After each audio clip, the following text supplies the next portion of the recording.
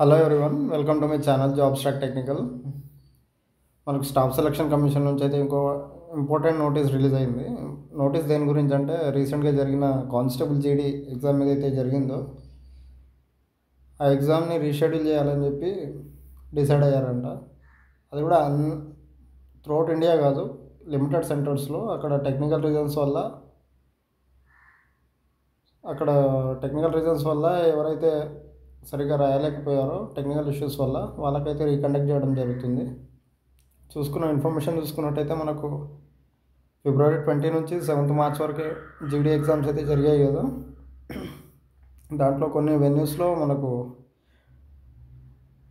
Technical reasons వల్ల దాన్ని మనం స్టూడెంట్స్ టెక్నికల్ ఇష్యూస్ వల్ల కమిషన్ అయితే మళ్ళీ రీకండక్ట్ చేయాలని చెప్పి నోటీస్ అయితే రిలీజ్ చేసింది. అలాంగ్ విత్ ఎక్కడైతే జరిగిన ఆ centres along with date and shift అయితే మెన్షన్ చేయడం జరిగింది. ఫలానా డేట్ అండ్ సెంటర్స్ ఏవైతే మెన్షన్ చేసారో వాళ్ళకి మాత్రమే రీఎగ్జామినేషన్ అనేది ఉంటుంది. సెకండ్ పాయింట్ చూసుకున్నట్టయితే రీఎగ్జామినేషన్ మార్చ్ 30 రోజు అయితే రీఎగ్జామినేషన్ జరుగుతుంది.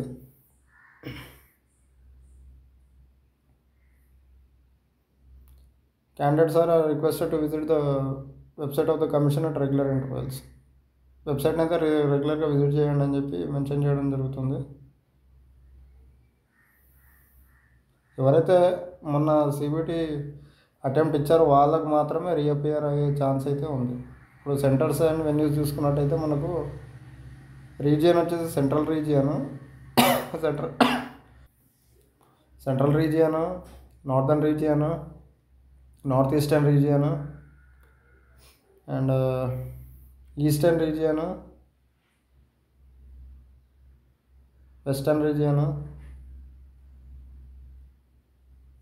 సౌత్ తప్ప మ్యాక్సిమం అన్ని రీజియన్స్లో అయితే కొన్ని సెంటర్స్లలో టెక్నికల్ ఇష్యూస్ వల్ల మేము మళ్ళీ కండక్ట్ చేయడం జరుగుతుందని చెప్పి రిలీజ్ చేయడం జరిగింది. సౌత్లో అయితే మళ్ళీ సదరన్ రీజియన్ అయితే ఎవరు రీఅటెంప్ట్ ఇవ్వాల్సిన అవసరం లేదు. టోటల్ క్యాండిడేట్స్ వచ్చేసరికి